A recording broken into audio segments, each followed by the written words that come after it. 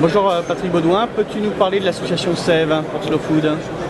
Donc Sève est une association de vignerons qui s'est créée en 2005 et qui est partie d'un constat, d'une difficulté, à savoir des vignerons qui étaient exigeants par rapport à des pratiques à la vigne et à la cave et qui sont dans l'esprit de l'appellation d'origine contrôlée et qui, après des années de travail et d'expérience, se sont rendus compte qu'il y avait une dérive assez importante de la pratique des appellations d'origine contrôlée qui faisait que leur vin n'était pas très reconnaissable par les consommateurs et que les consommateurs n'avaient plus les outils corrects pour distinguer les vins vraiment exprimant le terroir, des vins qui,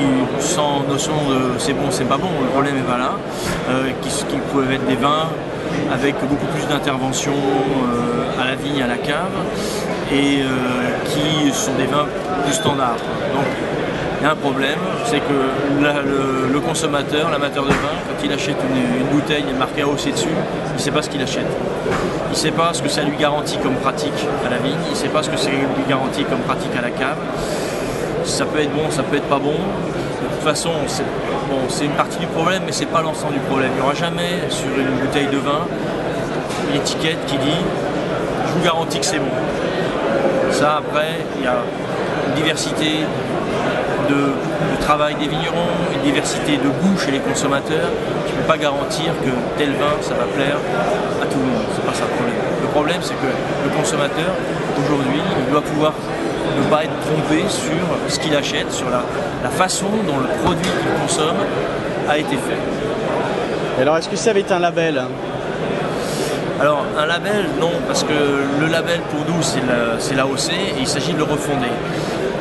Les labels existent déjà, si on peut appeler ça des labels.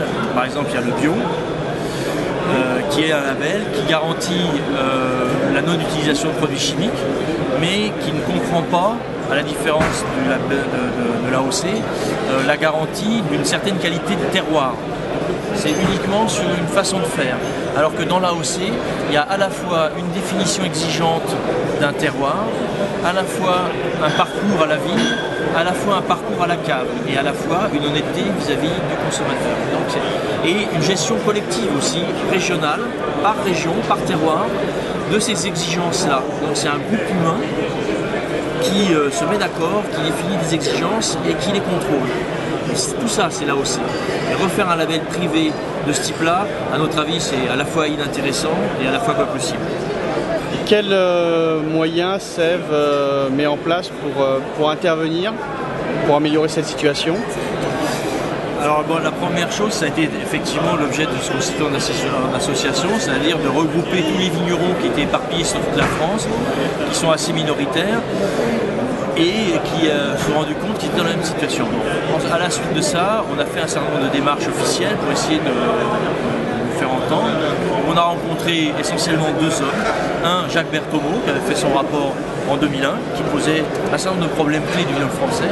Et le deuxième, René Renoux, l'angevin René Renoux, qui avait pris la direction du comité vin de l'INAO et avec lequel on a beaucoup discuté, qui était lui-même en pleine réflexion et dans lequel on a trouvé, au bout du compte, quelqu'un qui comprenait ça et qui était même devenu un ami, quoi, et qui prenait très à cœur cette situation-là, qui a eu des paroles très fortes sur la dérive des appellations d'origine contrôlée, et qui, sans vouloir mettre la guerre dans le vignoble, estimait que les AOC, ça représentait en réalité, ça pouvait représenter en réalité peut-être 15% de la production du vignoble, et non 50% comme à l'heure actuelle, et là elle mensonge, et que le reste devait être des bons vins, mais qui ne revendiquaient pas un lien particulier à des terroirs particuliers.